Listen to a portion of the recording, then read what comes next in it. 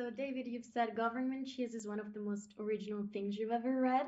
What made you immediately say yes to playing Hampton and producing the series? It was that, it's very hard to find something that feels genuinely original, especially in an industry at the moment that seems hell bent on uh, rehashing and reheating things that we've seen and done before.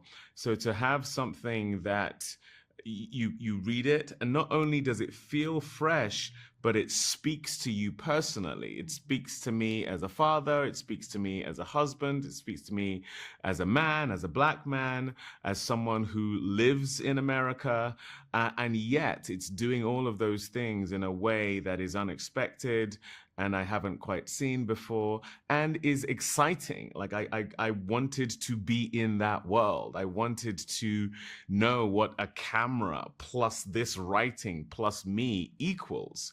And I saw that after we did the short film, and I wanted more of it. Paul wanted more of it. Thankfully, Apple TV Plus wanted it as well, and that's what led to us being able to do the TV show. And Simone Astoria is a strong woman who had to reinvent herself in Hampton's absence. What drew you to her, and how did you approach such a layered role? It was her fierce love and protection for her sons that to me just leapt off the page.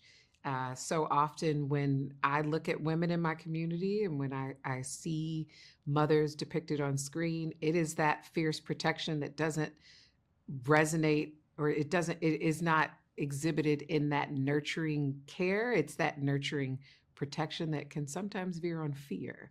It is that desire of, I'm going to guide you and hold you tight so that the world doesn't take advantage of you or hurt you.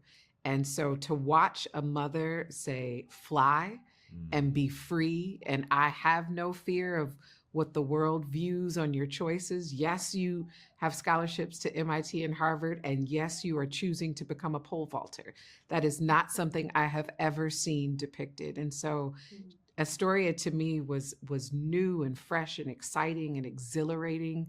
And the opportunity to play that kind of character for me was a challenge and a gift that I ran towards. How did you two build the dynamic between Hampton and Astoria, a couple who love each other but are no longer in sync, we could say? Dance class. Yes, it was dance class. Nice.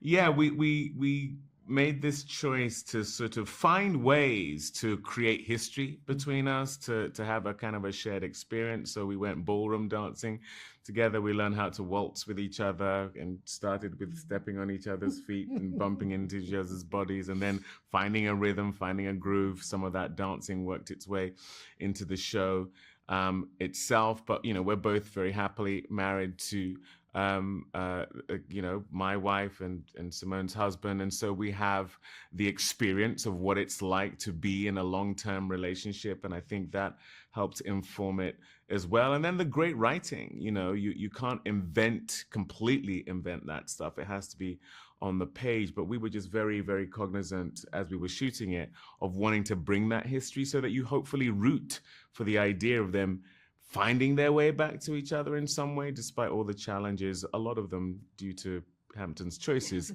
that these guys are facing.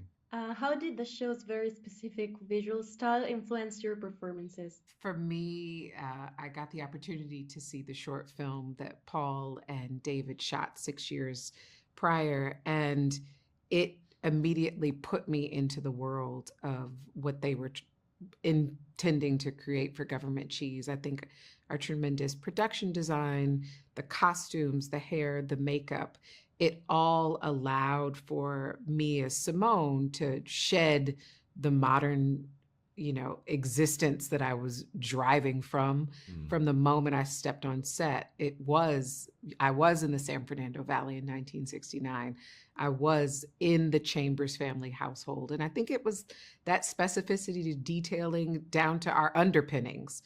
Everything was intended to be vintage so that we could have that feeling when we became these characters. And so it was all of the artists that I was surrounded by that helped it be real.